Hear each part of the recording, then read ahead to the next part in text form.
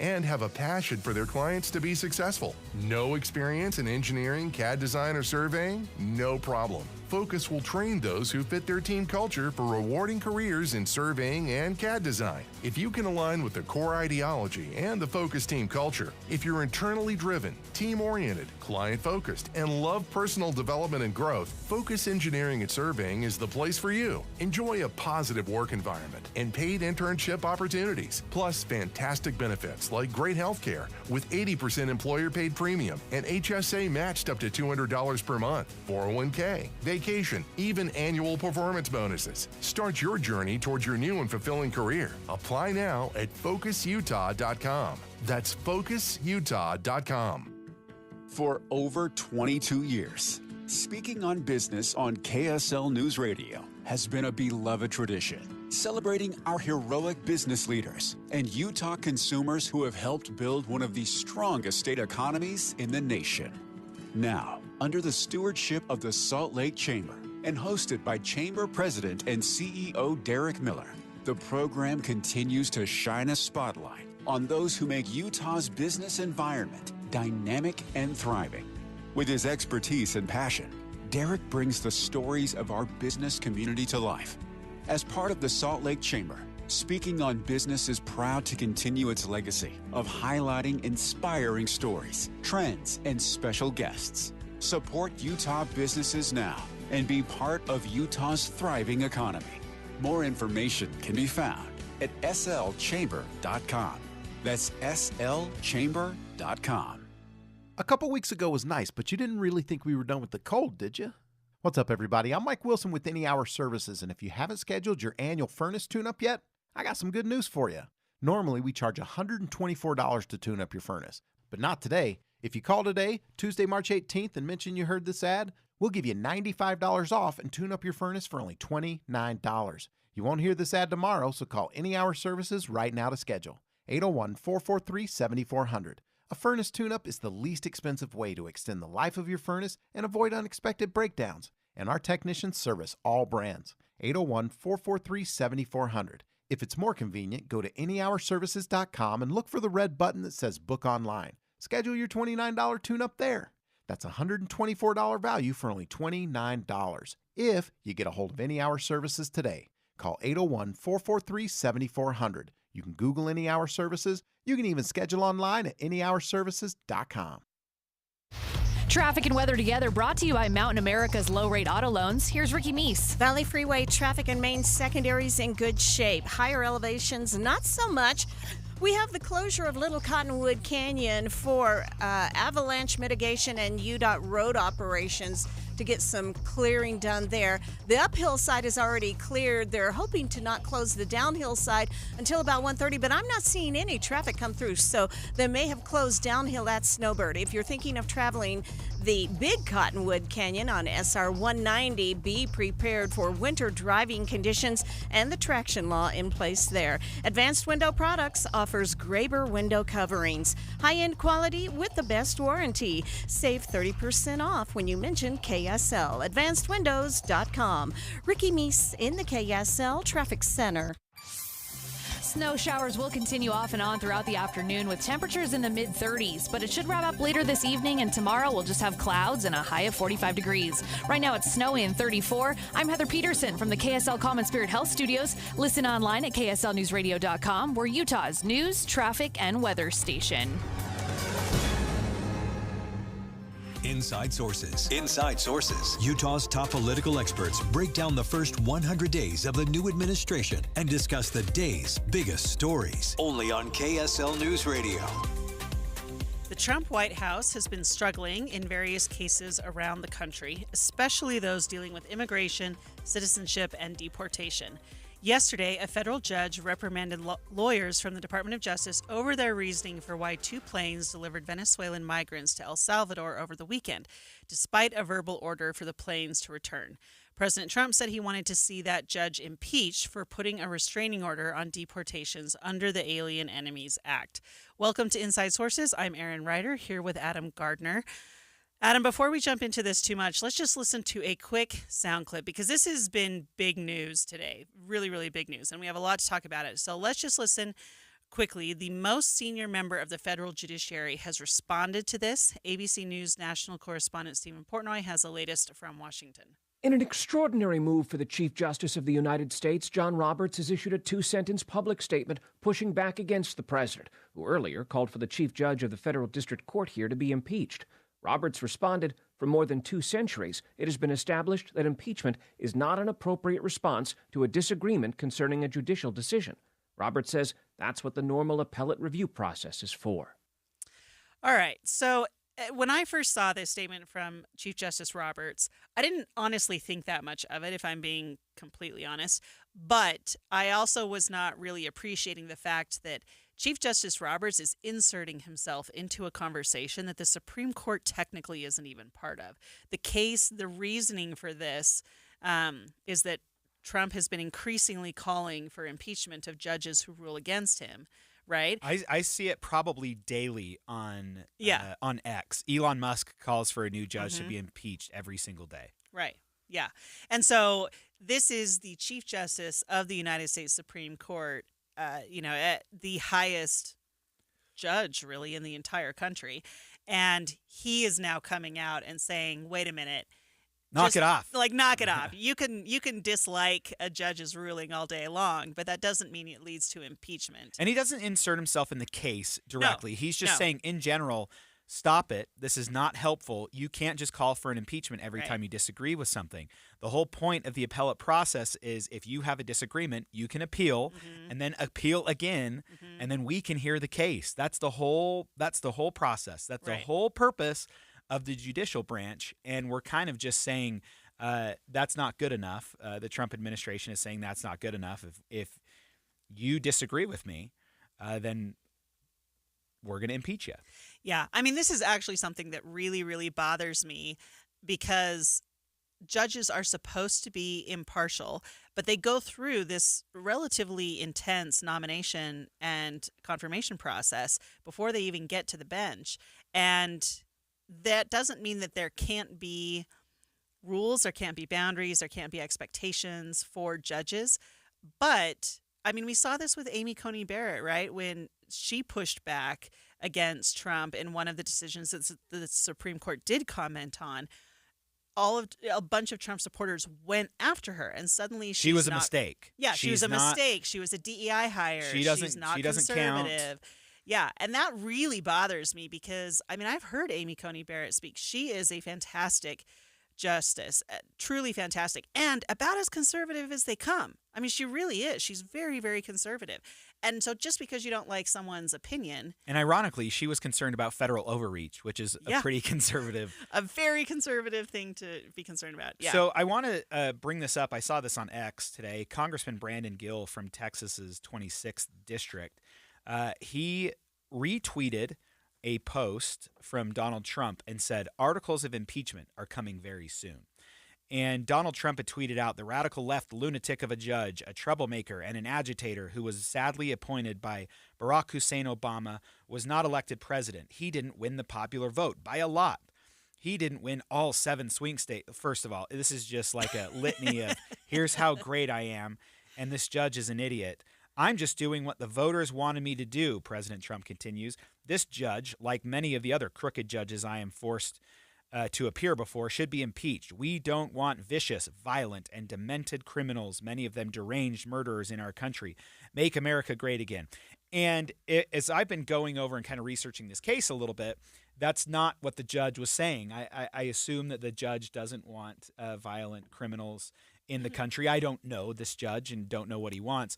But what we're specifically talking about is the Alien and Enemies Act of 1798, which is part of the Alien and Sedition Acts, multiple laws passed in 1798, and it was the Federalist. Under John Adams, right? Under John Adams, who, let's just put this out there, who critics widely say this was the worst thing that he did in office, and it makes him not a great president. Potentially one of the reasons why he was a one-term president. Exactly. And it was mostly to punish his vice president, Thomas Jefferson's party. So it was in 1798. The United States was about to go to war with France, and so they passed these laws to punish Democratic Republicans. And so the only people that have ever been charged under this law were the publishers of Democratic, Republican newspapers. And if you actually go into the act, it says specifically, be it enacted by the Senate and House of Representatives by the United States of America in Congress assembled, that whenever there shall be a declared war between the United States and any foreign nation or government, and he goes on. So by a declared war. And so the argument is... And against a foreign nation or government. Against a foreign nation or government. Yeah. Neither of those two things have happened. And so that's the argument that we need to settle in court. I like the fact that the Trump administration is using this. I think it's kind of a fun political thing to talk about, but it has to go through the process. You know what? If you're going to pull a law out of 1798, then the Constitution of the United States is going to be used to apply that law. And so this is the whole purpose of the judicial system. Let's see how it plays out. And the Constitution still has things like due process, right? There's still rules around how you go about doing this. And especially if, the president doesn't have the ability to declare war on his own. The president under Article 2 has a lot of foreign powers. Those are powers given to the executive branch. But Congress is the one that has to declare war. And Trump has more or less tried to use executive order to declare war against gangs, particularly Tren de Aragua, which is where a lot of these folks were supposedly coming from, right? This gang from Venezuela. But we're not in a war against Venezuela. And I don't know that you can really use this act against a gang that's not a foreign nation. I don't know. It's interesting. I can't wait to see how it plays out. We're going to talk more about that. Yeah, we are. Next on Inside Sources, President Trump says that the preemptive pardons President Biden granted to members of the January 6th panel are, quote, void, vacant, and of no further force or effect. We are not done with our constitutional debates here. We're going to discuss that story and the legal protections of pardons after the break. This is Christian Staples with Arctic Spas. What is the number one reason people buy a hot tub and then don't use it? The maintenance. Arctic Spas is relentless in making maintenance easy with our automatic saltwater system. We call it Spa Boy because it's like having someone else take care of your spa for you all the time. It uses salt water, which is the more natural way of treating water, making the water more comfortable. You get no smell, no red eyes or dry skin, just pure enjoyment. It's automatic because it has a sensor that reads the water and then automatically adjusts the sanitizer and the pH. You don't have to test and adjust the water yourself. You can even monitor everything from your Arctic Spa app on your phone. Now, get all the relaxing advantages of a hot tub without the not-so-relaxing maintenance. So for the most comfortable and convenient spa out there, check out Arctic Spas with stores covering all of Utah in Salt Lake, American Fork, and St. George, or online at arcticspasutah.com. Arctic Spas, the only spa built for Utah's harsh climate. I'm Rod with the Save Right team at Realty Path. I also own Save Right Mortgage. When building this new and disruptive business model, my attorney said, quote, "You'll rock the boat and make your competitors mad. There's no way they can compete with the value Save Right offers home buyers." She's right. Other real estate agents and mortgage lenders can't compete with Save Right. However, Utah home buyers love Save Right. Save Right home buyers get bankbuster loans with below market interest rates. Save Right clients buy bigger, nicer homes. Their monthly payments are hundreds less. Bankbuster loans save home buyers hundreds of thousands in interest. Start with a rate in the twos. Call 801-APPROVE or visit SaveRight.com. Start with a rate in the twos. Call 801-APPROVE or visit SaveRight.com. Progressive knows you've got enough to worry about in life. Hi, it's your life again. Feel like another year is just slipping away? Yeah, remember all those New Year's resolutions you made? You still haven't finished the first book. Just 19 more to go. I mean, if we're being honest, it wasn't a very realistic goal. Have you ever considered that you intentionally self-sabotage? So, what's that about? So, let Progressive protect your home and auto, because you've got enough to worry about. Progressive Casualty Insurance Company affiliates and other insurers not available in all states. Order for Jennifer C. Is this my double shot, double cream, double froth, double pump, double whip, double sleeve? Yeah. Can you handle that much caffeine? Did you know Discover automatically doubles all the cash back you've earned at the end of your first year? Oh, really? That's great. Seriously, did you know Discover automatically doubles all the cash back you've earned at the end of your first year? Yeah, you just said that. Did you say I just said that? Yeah, I'm cutting you off. I can't have any more? Why not? You earn, we match. Discover Cashback Match. See terms at discover.com/creditcard. Nothing beats having the grandkids over. And if you're anything like most grandparents, you love every second of it. The joy, the laughter, the fun. But let's be honest, kids bring messes that no one wants to linger. Like crumbs in the carpet, juice spills on the couch, muddy footprints stamped across the tile. Luckily, there's Zero-Res to help keep your home clean and fresh. With Zero-Res, you can get 3 rooms clean for just $119. And unlike traditional cleaners, they don't use harsh soaps or chemicals. The patented ZR water lifts dirt and grime, leaving no sticky residue, just clean you can feel. Plus, the unique Zero-Res process leaves your home clean in just a few hours instead of a few days, meaning you can enjoy your refreshed home fast. And if for any reason you're unsatisfied with the quality of your cleaning, Zero-Res can re-clean the areas you're not happy with for free within 30 days after your appointment.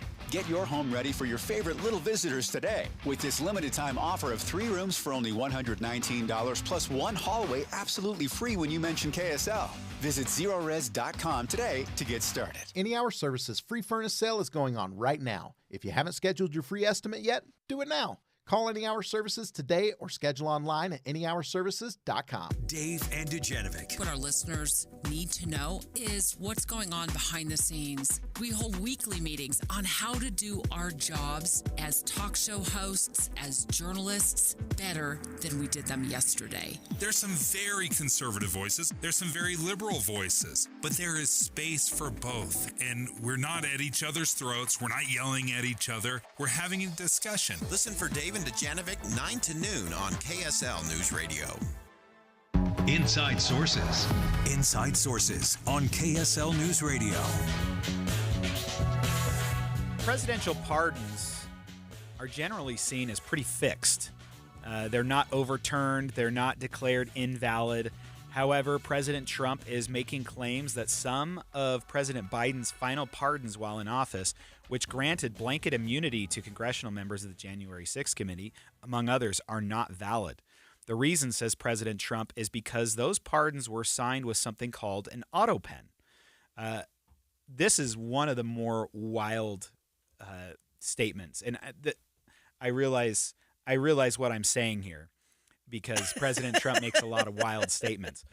But this is one of the most interesting things I've ever seen him say, declaring something constitutionally protected invalid because an auto pen was used to sign these. So first of all, what's an auto pen, Aaron? When I first started in a congressional office years ago, started my career, one of the first things we had to learn how to do was to trace our member of Congress. So you use the auto pen? We had to use the envelope because no members of Congress get auto pens, at least in their district offices. So we had to trace the congressional envelope of his signature when we would sign things. And then when I worked for a Senate office, we got an auto pen, and that's how we signed all of our casework and things. Yeah, I was going to say, I'm pretty sure that Senator Hatch had an auto pen. Senator Hatch definitely did. I have some things, some lovely letters his staff wrote to me with his auto pen.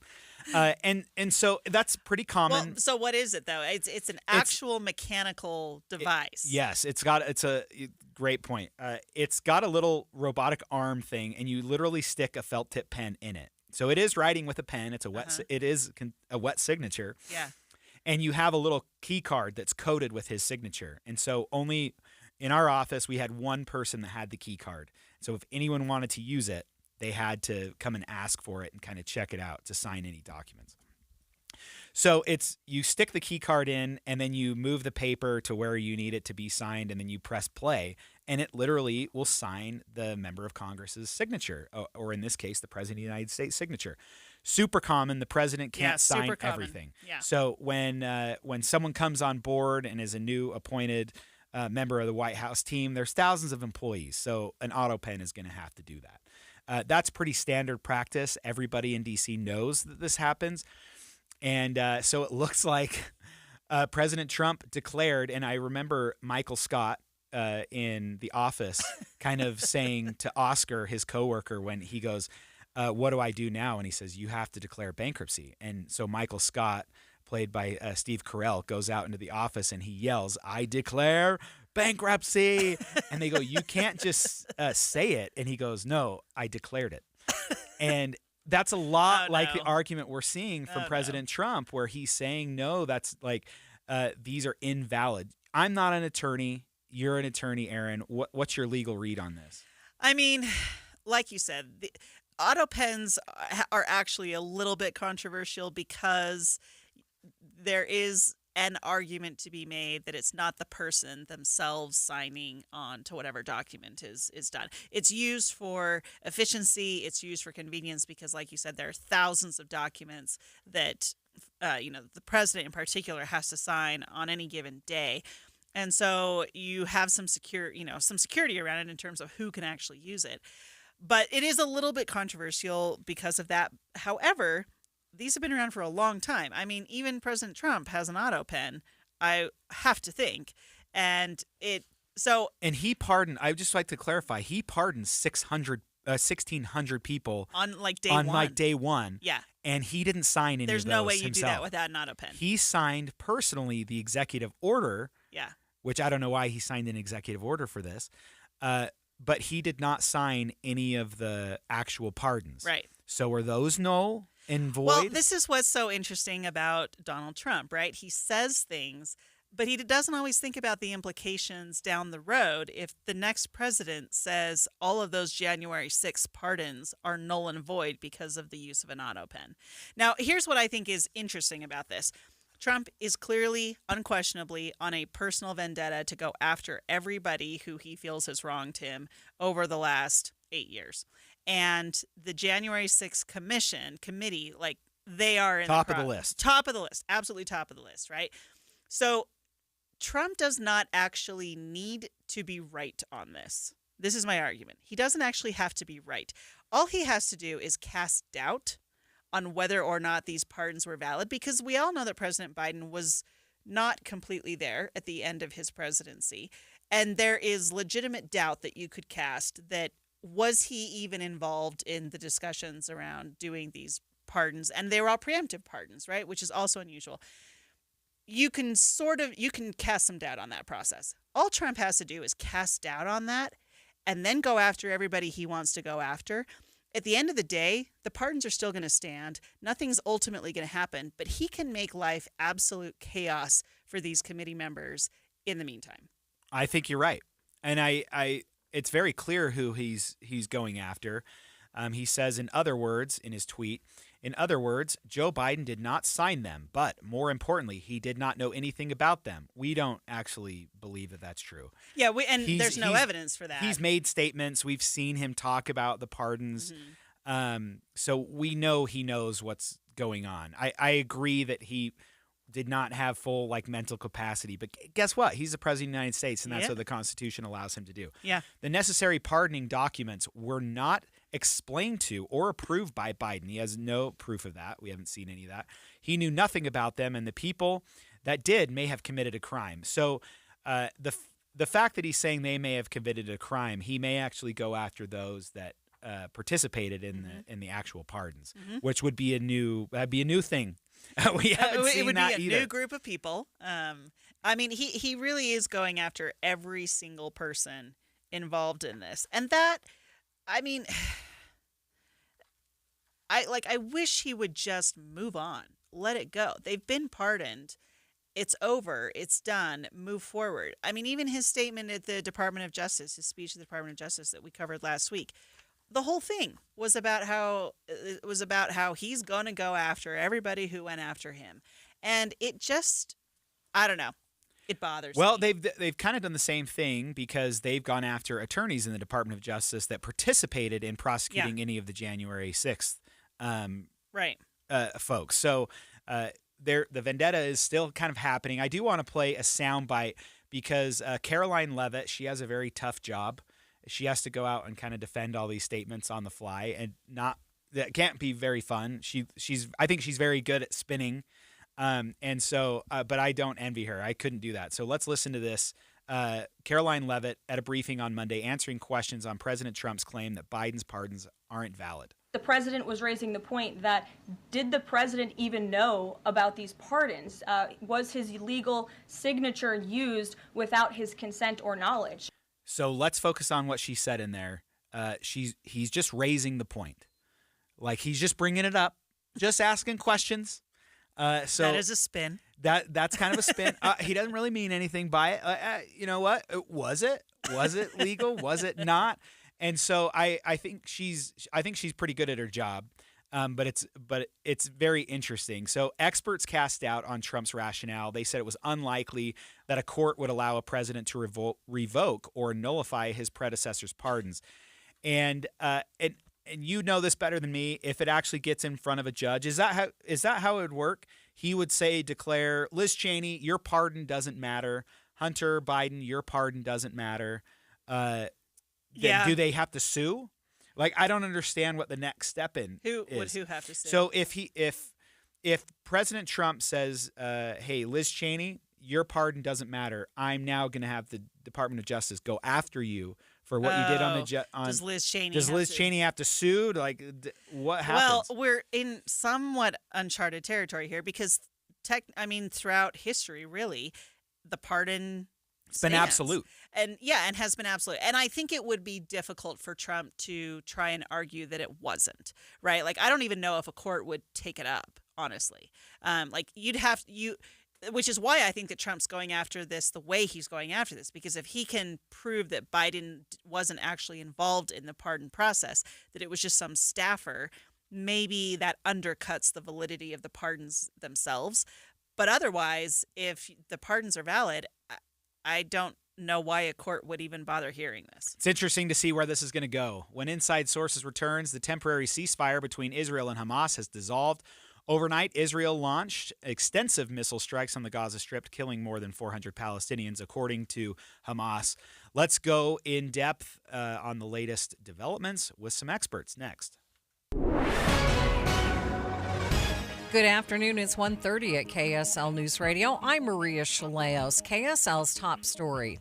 More affordable housing could be coming to Salt Lake City as the City Council discusses a zoning amendment. KSL News Radio's Alessandra Gurr reports. This proposal would change the zoning for a property around 273rd East and 800 South so developers can build new low-income housing. This petition is on behalf of the First Step House, which is a nonprofit that provides treatment, housing, and support to thousands of Utahns every year. The reason behind the zoning change request is so First Step House can develop 34 new one-bedroom apartments that will be available to those with only 30% of the area median income or lower. The council meeting will begin at 5 o'clock tonight, with this zoning amendment expected to be discussed around 5:30. KSL's top national story from ABC News. The FBI's Joint Terrorism Task Force is investigating an attack on Tesla vehicles in Las Vegas. It comes as attacks on Teslas have been reported nationwide in response to Elon Musk's connections to the Trump administration. At around 2:44 on Tuesday morning, Las Vegas police and the FBI say somebody dressed all in black fired a gun into Teslas parked at a Tesla collision center and used Molotov cocktails to set 2 Teslas on fire. 5 in total were damaged, and that person wrote "resist" on the Tesla building. Las Vegas Assistant Sheriff Dory Corrin. This was a targeted attack against a Tesla facility. Nobody was injured, and security has been ramped up at other Tesla locations in Las Vegas. Alex Stone, EBC News. Taking a look at your money at this moment, the Dow down by 232 points, about 0.5%, sitting at 41,609. S&P down by 57 points. The NASDAQ down 283. Coming up, still some lingering snow showers. We'll get an update of the forecast coming up next. KSL News Time, 1:32. The sources where we get our news matters. When you listen to Utah's Morning News, we want you to feel the stories are important to you and trustworthy. This is Amanda Dixon. And I'm Andy Farnsworth. Join us weekday mornings on KSL News Radio. Get a head start on the warmer months ahead with a $29 AC tune-up from Yes Air Conditioning, Heating, Plumbing, and Electric. Yes offers licensed technicians and an exceptional service guarantee to give you peace of mind and help prevent expensive breakdowns. Ensure your system is working at peak efficiency and help save money on energy costs with a $29 AC tune-up from Yes Air Conditioning, Heating, Plumbing, and Electric. Call now or visit theyesmancan.com for details, terms, and conditions. Just say yes. Hi, this is Congresswoman Celeste Malloy. We all know distant federal agencies don't always work for everyday Utahns, but I do. So if you need assistance taking on the IRS, navigating Social Security claims, or getting answers from any agency, please call my office or visit us online at malloy.house.gov. As your Congresswoman, I'll help you get through the red tape and get the answers you need from the federal government.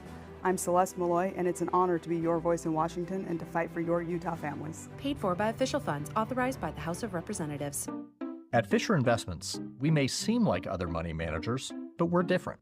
What makes you so different than the rest of us? We ensure clients receive unparalleled service at every step of the relationship. Tell me more. Our investment counselors focus on service over sales, prioritizing clients' needs. How do you make money? We don't sell any commission-based products. We have a simple management fee based on the value of our client's portfolio. So we do better when our clients do better. What about client portfolios? We get to know each client, their finances, family, health, lifestyle, and more, and then we tailor a portfolio based on their specific goals and needs.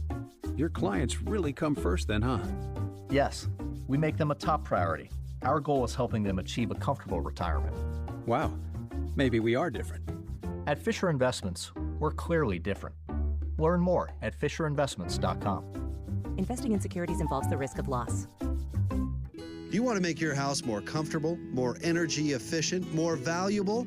Well, maybe it's time you took a look at your doors and windows, and there's nobody around who does doors and windows better than Peach Doors and Windows. Improve the functionality of your home with custom replacement windows, entry doors, patio doors. Maybe you have a sunroom or you want a new custom front door and windows to maximize the beauty of your home. Peach offers flexible financing available to fit any budget. They've got expert installation, including fiberglass doors, which are their specialty, and they'll replace your windows with the highest energy efficiency rating. And customer service is a top priority. It's the reason why they have so many 5-star reviews on Google. You can check it out for yourself. You can also check them out online at peachbuildingproducts.com. You can call for a free in-home estimate, 801-566-1255. Or see them in person, 2940 South 300 West in Salt Lake City. They're open 6 days a week, Monday through Saturday. Go check out their beautiful showroom. It's Peach Doors and Windows.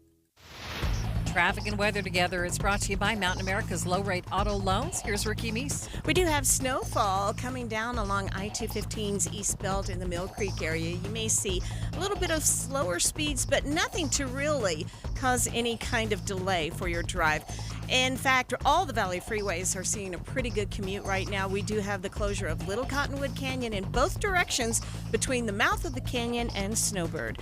Flash sale, experience Kurt Bester and Jenny Oaks Bakers, The Redeemer. Music on the Life of Christ, March 31st at Bravenel Hall. Save 15% using code RISEN15. Tickets at JennyOaksBaker.com. Ricky Meese in the KSL Traffic Center. Still a good chance of snow showers across the Wasatch Front into this evening.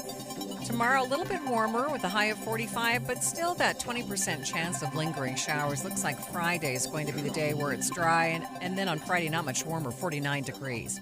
Right now, 34 degrees. It's snowing in downtown Salt Lake City. I'm Maria Chaleos from the KSL Common Spirit Health Studios. Listen online at KSLNewsRadio.com. We are Utah's news, traffic, and weather station. Inside Sources. Inside Sources. Utah's top political experts break down the first 100 days of the new administration and discuss the day's biggest stories. Only on KSL News Radio.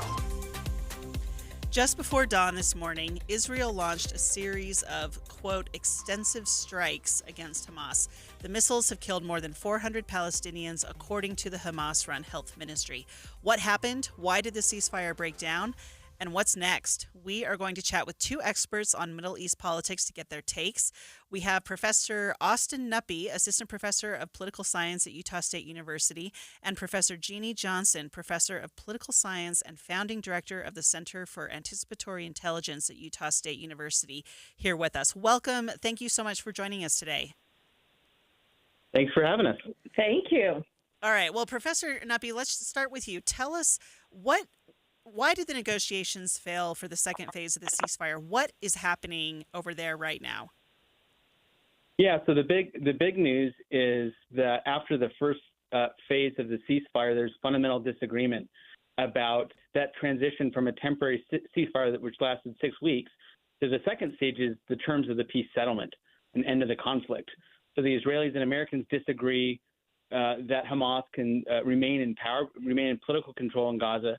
And Hamas is rightfully skeptical of releasing the hostages without a guarantee that the war will end. I think the fundamental change we've seen in the last 2 or 3 months is a change in U.S. administration with President Trump and Ambassador Witkoff in Washington. Now the Israelis feel emboldened to push for further compromises from the Palestinians in order to end the conflict. Historically, tell me what is the norm here? Does it make sense to release the hostages first? Like that's the show of goodwill, and then we'll back off. It seems like the Israelis have been saying this since the very beginning. If you release all the hostages, then we're kind of done. We can have a ceasefire. But if you're not going to release them all, or you're just giving us bodies that we can't identify sometimes, why would Israel stop? Yeah, historically, what happens especially in the Gaza conflict, the last 3 or 4 wars, the Americans have come in after so many months and put their foot down and set the terms of a ceasefire for both parties. This time is different in that Trump administration wants to see the war concluded, but they're far more hesitant to impose any preconditions on the Israeli side. And so you have the makings of a frozen conflict where there's fundamental disagreement about what political settlement will release the hostages on the one hand and figure out who's going to rule post-war Gaza on the other. I think it's also important to note that we simply don't have enough what you might call real-world cases of this particular arrangement with this level of distrust on both sides. What do you mean by that?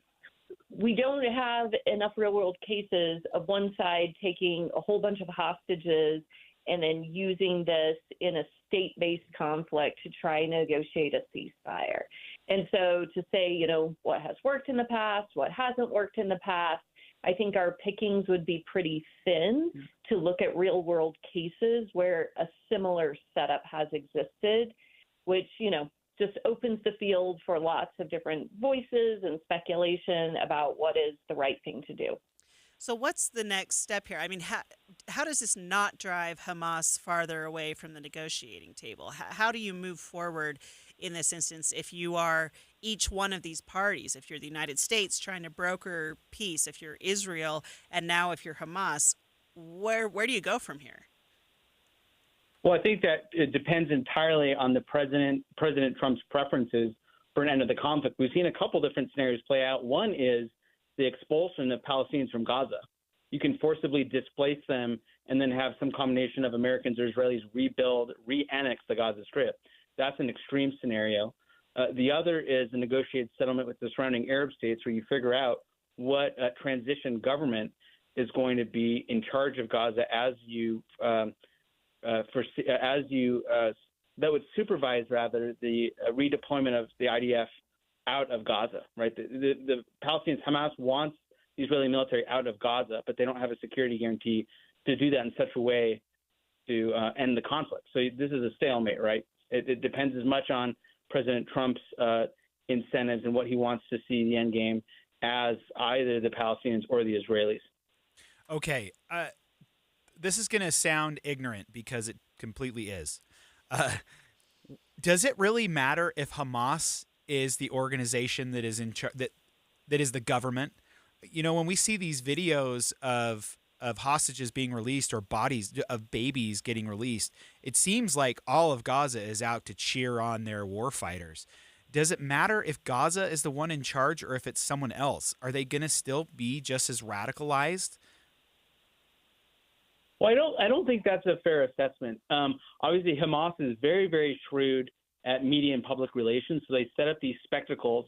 And then when you zoom out of the media, you see it's 200 people in one corner of a square. And so I don't think it's a broad representation of Palestinian public opinion. But Gina, I have colleagues that do regular public opinion surveying in Gaza, asking people what they prefer. Most Palestinians aren't happy with the status quo. At the same time, as long as there is a military occupation and blockade of the Gaza Strip, Palestinian public opinion is going to be radicalized against the Israeli government. And so doubling down on the military solution is not going to address the underlying political disagreements. So what do Palestinians – I'm curious about the surveys that you're talking about. What do the Palestinian people want to see? It depends on the particular questionnaire. We have colleagues that look at, are you in favor of the Palestinian Authority holding elections? Who would you prefer to engage in trade with? Do you want to have access to visas to be able to work in Israel? It's a whole variety of different issues. There's unified public opinion against military occupation and the blockade, right? And so given that, ordinary Palestinian citizens have to choose among political representatives that will protect their interests, right? And that's part of the tragedy of the situation. So we have about a minute left here, and I want to ask a question that's kind of similar. Do we have any indication of what President Trump wants out of this? I mean, I know he's talked about his Middle Eastern Riviera and things like that, but on a realistic, practical standpoint, do we know where he is going to go with this? Aaron, I hope you're smiling to yourself as you're asking such a wild question. But can I just offer that it is really important to take a regional perspective when we are looking at this conflict. So if you look at the policy coming out of the White House, it isn't just focused on Gaza. You have a military campaign being aimed at the Houthi right now and really specific statements targeting Iran. And so the White House is treating the problem regionally, which makes sense in the sense that a lot of these issues are interconnected. On the other hand, kind of coming back to your question, Adam, it also means that you have galvanized a number of different groups to mount a response to the U.S. And so one of the things that we are thinking about long term is where does this end up impacting Americans, American citizens, and directly American interests? Yeah. Well, I was smiling as I asked that question, so thanks for calling me out on that. Austin Nuppy, Assistant Professor of Political Science at Utah State University, and Jeannie Johnson, Professor of Political Science and Founding Director of the Center for Anticipatory Intelligence at Utah State University. Thank you so much for being with us today. You bet. Thanks for having us. All right, next on Inside Sources, some breaking developments on DOGE and USAID. We will get into it after the break. A couple weeks ago was nice, but you didn't really think we were done with the cold, did you? What's up, everybody? I'm Mike Wilson with Any Hour Services, and if you haven't scheduled your annual furnace tune-up yet, I got some good news for you.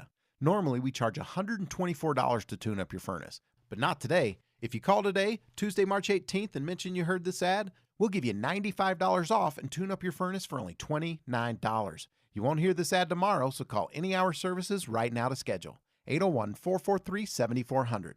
A furnace tune-up is the least expensive way to extend the life of your furnace and avoid unexpected breakdowns. And our technicians service all brands. 801-443-7400. If it's more convenient, go to anyhourservices.com and look for the red button that says Book Online. Schedule your $29 tune-up there. That's a $124 value for only $29. If you get a hold of Any Hour Services today, call 801-443-7400. You can Google Any Hour Services. You can even schedule online at anyhourservices.com. It's another edition of KSL Sports Basketball Mayhem.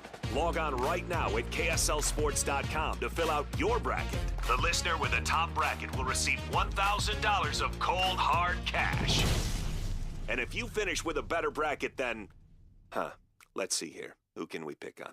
How about Jeremiah Jensen? You'll be entered into a drawing to win $500. It's KSL Sports Basketball Mayhem on KSLSports.com.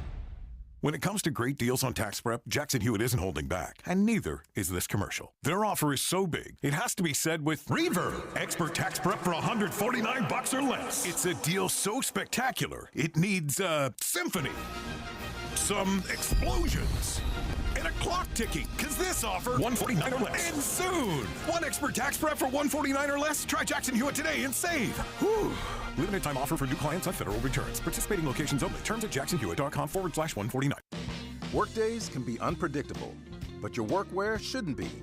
With the Cintas Apparel Plus program, you'll have freshly laundered garments for everyone on your team delivered every week. Cintas has workwear for just about any job imaginable, with high-performance fabrics and an uncompromising fit that stretches and moves with you. Don't leave looking and feeling good to chance.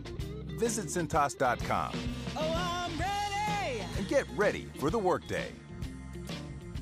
This is Derek Overstreet of the New Millennium Group and host of Stop Working and Start Living Radio. If you're close to or in retirement and you don't have a tax plan, call us right now, 888-999-6370.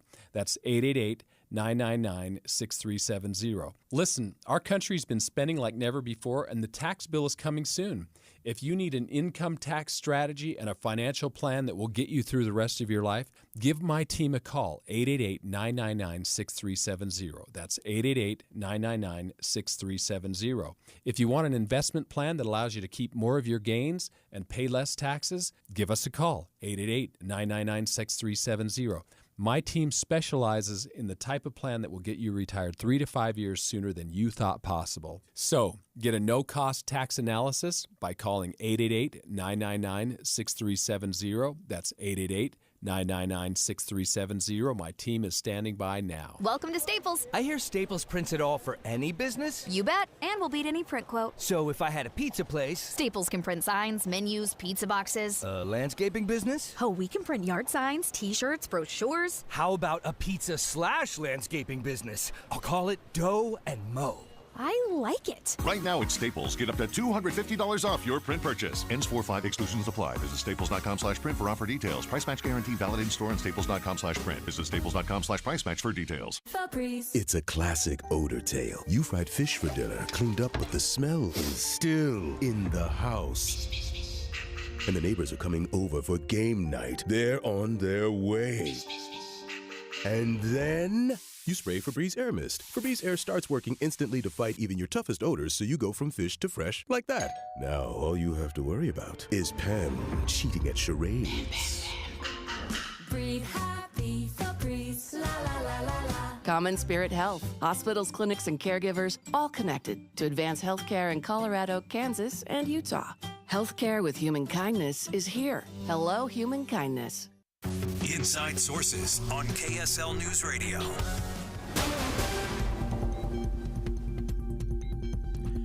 We begin this segment with some breaking political news. A federal judge has ruled that DOGE's efforts to dismantle the U.S. Agency for International Development, or USAID, likely violated the Constitution. The judge has also blocked DOGE from any additional cuts to the agency.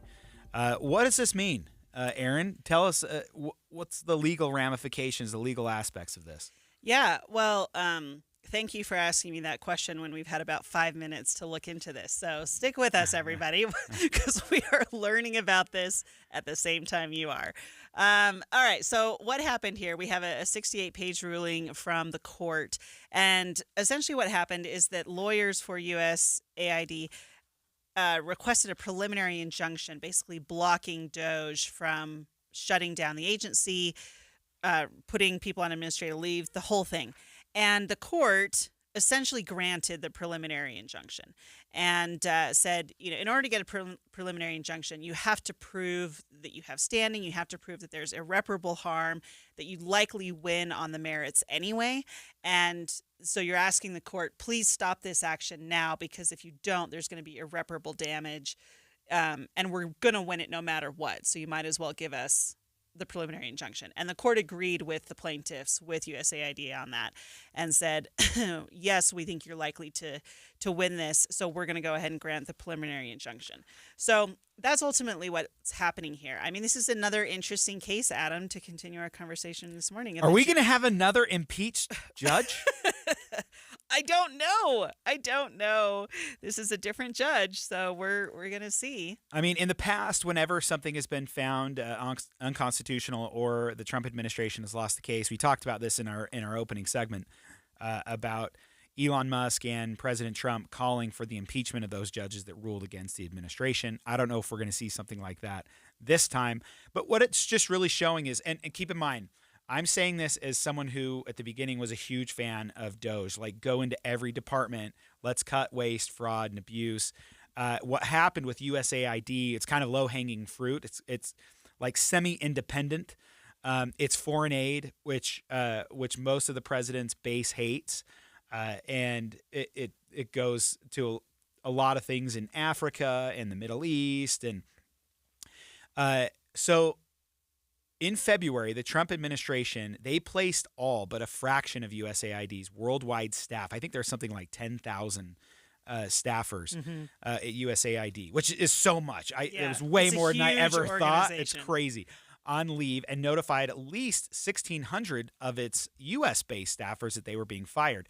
The effort to gut the 6-decade-old agency was part of a broader push to cancel billions of dollars in foreign spending. What we've seen happen is that has moved, USAID has moved under Secretary Rubio, under the State Department. So the State Department is the one that gets to decide which contracts go in and out. I don't know if I'm opposed to that. I think maybe it should be under the State Department. Yeah. It's an administration thing. What's interesting, though, is they are stopping payment on these contracts. But there's always a but with these cuts. The federal government, Congress itself, kind of holds the purse strings. And they are the ones that have funded every single year. They have funded USAID. Yeah. They just passed a continuing resolution that continued the Biden administration's funding of these departments. Yeah. So we like cutting. We want to cut spending. That's awesome. We're not doing that right now. We are stopping payment on contracts. And in some cases, these are contracts that have already been fulfilled. Yes. By the other party, right? Where payment is owed. And yet we're saying, no, we're pulling this back. I saw one study that said there was an $8 million contract they had stopped. And when the New York Times went and talked to that contractor and said, did this happen? And they said, well, it's 3 different payments over a couple of years. We've been paid all 3 times. So our money has already been spent. But we're counting that as a cut. So it's not, but we're trying to get to the larger picture here of it seems like the courts are kind of systematically dismantling a lot of what DOJ has been doing. And they're actually telling USAID or Elon Musk's group, DOJ, you have to restore all those people you placed on leave. They can work now, and you have to allow them access to their computers, which before they were cut off. Yeah.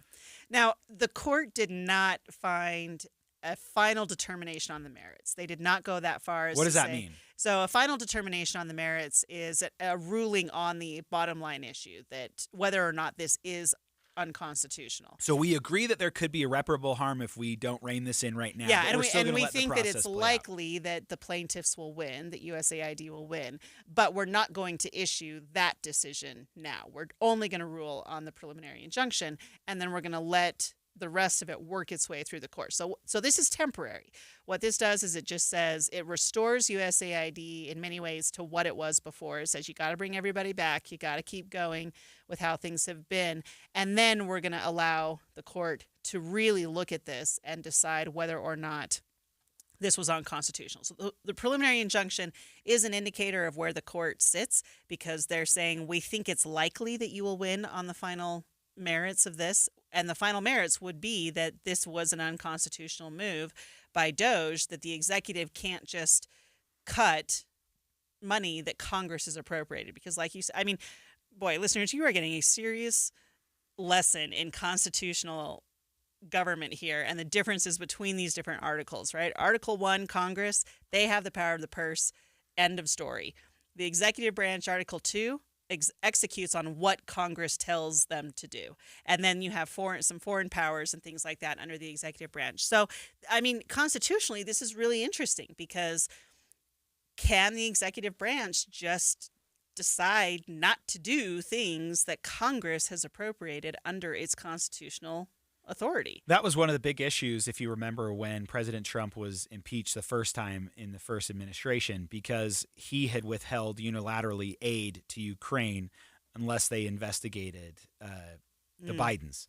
And Congress's response was, no, you can't do that. We appropriated the money. This is what we want it spent on. You have to execute that. That's your job. And so we're seeing this back and forth.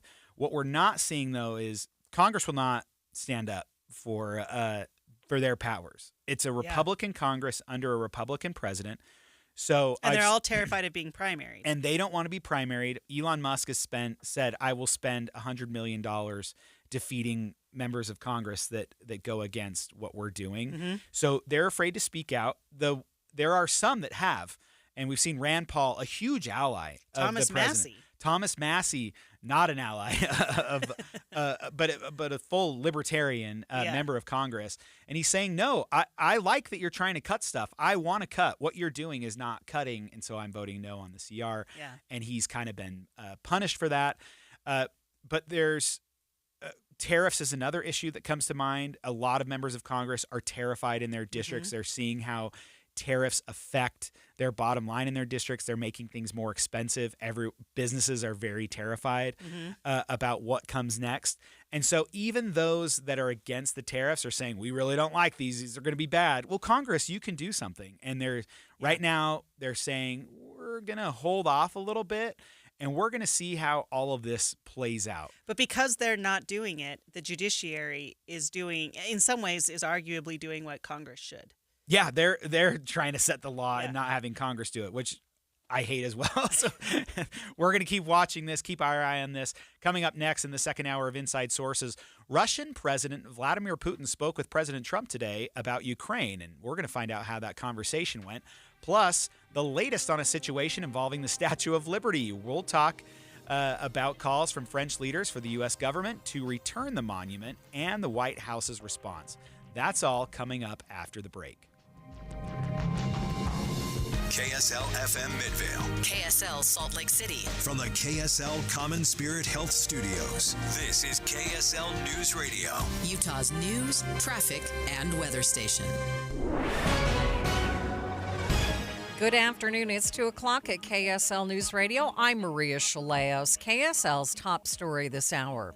University of Utah is planning to build a new hospital off campus in West Valley City. School officials say the project will be possible thanks to a $75 million gift from the Eccles family.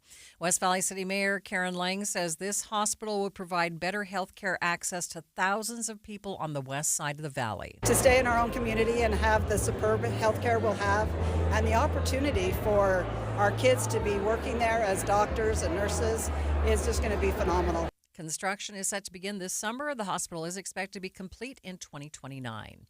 Our top national story this hour from ABC News. The number of measles cases is rising in Texas. Health officials say 20 more people caught measles since last week. Catherine Wells is a public health director in Lubbock and says the youngest are the most vulnerable. We've had a couple of women give birth with measles or recently exposed to measles. That's what happens when you have a large outbreak. It is really, you have to work with those physician offices, hospitals, to really work on trying to figure out who's most at risk. Out of this 279 cases, the vast majority who have caught it have been unvaccinated. And taking a look at your money at this moment, the Dow ending down 260 points. That's more than 0.5%, sitting at 41,581. S&P down by 61 points. The NASDAQ down more than 1.5%, down 305 points. Snow keeps falling. We'll get an update of the forecast, see if we can find out when it's going to stop. KSL News Time, 2:02. Mornings are for recharging. And they're for starting your day right. We volunteer to join you in the car. Get news and weather at 102.7 FM during the most important part of your day. Andy and Amanda, each morning between 5 and 9 on KSL News Radio. Seems everything costs more these days. Gas, groceries, and when's the last time you checked your wireless bill? Yikes. When it comes to Big Wireless, if you're staying, you may be overpaying. Here's how to get the same fast, reliable nationwide coverage without the big wireless bill. Switch to Consumer Cellular. Plans start at just $20 a month, and that's not a short-term promo. Our U.S.-based experts will get you switched and saving in about 20 minutes. Call 1-888-FREEDOM or visit consumercellular.com and start saving today. Plans include $5 credit for auto pay and e-billing. Welcome to AutoZone. What are you working on today? My car is making this noise. Sometimes it's like doot doot, and sometimes it's like grrr. Do you have a dash light on? Oh yeah. And we don't have to listen for clues. With the free Fix Finder service, we can read a check engine, ABS, or maintenance light to find the likely fix and even recommend a local shop if you need one. So you don't need to hear the grrr. Not with Fix Finder. Free at every AutoZone. Get in the zone, AutoZone. Restrictions apply. At JCW's, we think tipping might be getting a little out of hand. Like when you're asked to tip at the register before you've even been served, or when you're at the yogurt shop and find yourself serving yourself. And don't even get us started on frosted tips making a comeback. That's why at JCW's, when you pay for a third-pound ranch bacon cheeseburger, that's what you pay. And no one at the register is going to stare longingly at you while you awkwardly maneuver through the tip screen for food you don't even have yet. Honestly, we're just happy to see you at any of our 5 locations in Provo, South Jordan, Lehigh, Harriman, and American Fork. So come on in and enjoy some quality time and great food with family and friends. And we promise, we won't be pushing you for a tip. Hey, this is Chris with JCW's, and we just want to say thank you, and especially to our loyal customers. We want you to know that at JCW's, your business is all the tip we need. JCW's, quality and a lot of it. My name is Mac Davis, and I have been on the SOTA weight loss program for 14 weeks now. I have dropped 38 pounds. Wow. That's amazing. It's been remarkably easy to follow the program. It's been amazing. SOTA weight loss works. Who would have thought that I would be able to lose over 100 pounds? I thought that there was no way that I could do that without having some kind of invasive surgery or diet pill or some other means. Let SOTA Weight Loss teach you the healthy, natural way to let go of the weight for good. The best decision I've made in a long time was just to call SOTA Weight Loss. Join SOTA Weight Loss with your partner and only pay for one person. Lose weight together. Double the motivation, double the results, half the cost. Take advantage of SOTA Weight Loss 2-for-1 partner program. Visit SOTAweightloss.com. That's SOTA weightloss.com. SOTA is, say it with me, state of the art. Traffic and weather together. It's brought to you by Mountain America's low-rate auto loans. Ricky, snow keeps coming down. What's happening on the roads? We still have some wet roads out there. In fact, we have a crash in Weber County. It's at I-15 northbound near 5600 South and Roy. Those vehicles are mostly to the right shoulder. Snowfall in parts of the higher elevations. It looks like traffic in Big Cottonwood Canyon is moving again after a temporary closure in the lower portion of the canyon due to accidents and slide-offs, but Little Cottonwood remains closed for avalanche control. Whipple Service Champions, your cooling, heating, plumbing, drains, and electrical specialist. Whipple that away. Ricky Meese in the KSL Traffic Center.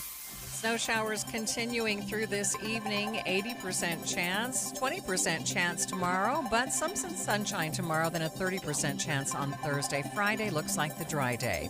34 degrees. I'm Maria Chaleos from the KSL Common Spirit Health Studios. Listen online at kslnewsradio.com. We are Utah's news, traffic, and weather station. Inside Sources. Inside Sources. Utah's top political experts break down the first 100 days of the new administration and discuss the day's biggest stories. Only on KSL News Radio. During an almost 3-hour conversation earlier today between President Trump and Russian President Vladimir Putin, the two leaders discussed what it would take to get Russia to agree to a ceasefire with Ukraine. Welcome back to Inside Sources. I'm your host, Erin Ryder, here with Adam Gardner. Okay, well, Adam, two big things that have been released from that meeting so far.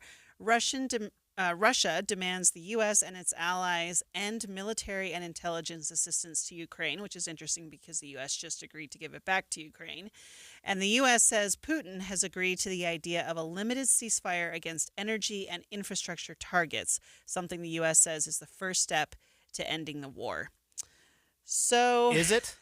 Well, that's the big question. Because listen, this hits a little. It doesn't hit close to home. I'm not from Ukraine, but you've been there. But I've been there during wartime. Yeah, and it was an incredible sight. The things that I have seen.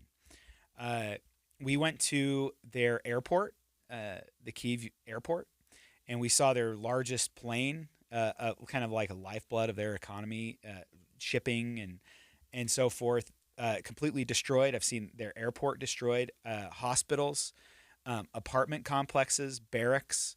And so I'm seeing this, and I'm seeing a limited ceasefire against energy and infrastructure targets.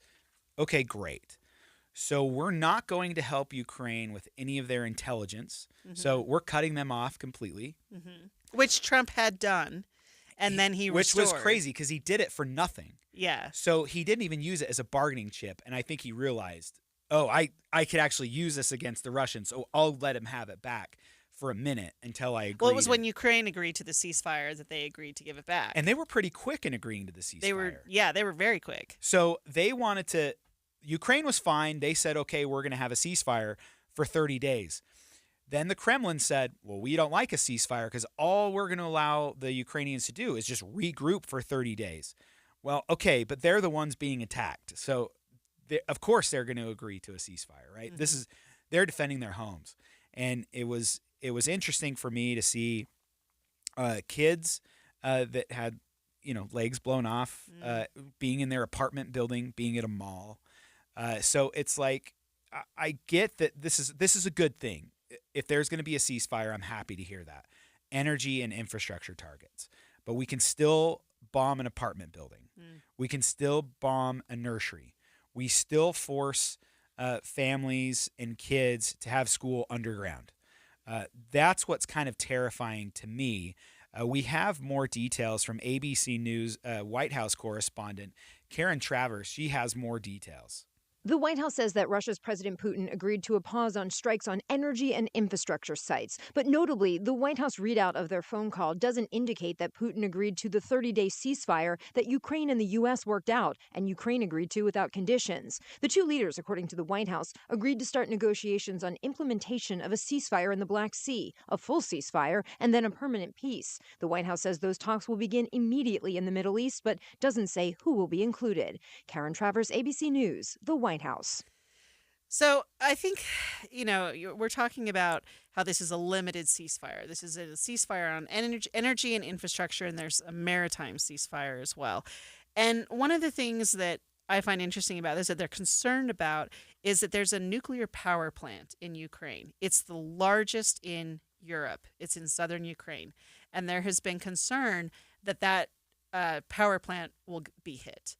And if it's hit, what kind of damage could that do if you have a nuclear reactor that blows up? I mean, and especially when Ukraine's already seen it once with Chernobyl. It's true. They have. So they know what they're in for. And when we're talking about nuclear energy, especially here in Utah, we want to bring nuclear energy back. I find this one interesting that this is part of what they're trying to get at with this ceasefire to say, hey, stop going after energy and infrastructure sites because you could do more damage than, maybe that's what they're thinking, right? The damage of a nuclear reactor blowing up atrocious would be unbelievably bad. And not that the apartment buildings aren't also unbelievably bad, but the radius of the damage might be so much greater if that power plant were hit. But I want to ask you about this, Adam. Caroline Leavitt, press secretary, White House press secretary, says, I can say we are on the 10th yard line of peace, and we've never been closer to a peace deal than we are in this moment. And the president, as you know, is determined to get one done. Do you think they're on the 10th yard line of peace? Of which side of the field? I don't know. What I'm reading here is it doesn't seem like it. And maybe I'm wrong. I'm a little pessimistic on this, but I'm worried when they say we're going to start these peace talks immediately in the Middle East. Well, in the past, Zelensky has not been invited to these peace talks. Yeah. So this is a peace discussion between a belligerent and the United States, not the victim. And so I'm a little worried about that. I hope that Russia agrees to something, an actual ceasefire.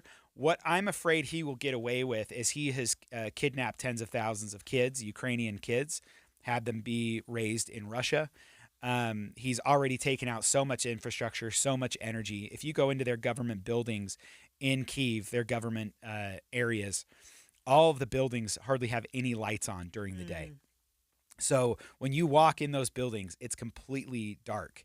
They're getting their light from windows because they're trying to conserve so much. Negotiations would begin immediately on those steps. It was not immediately clear whether Ukraine is on board with the phased ceasefire plan.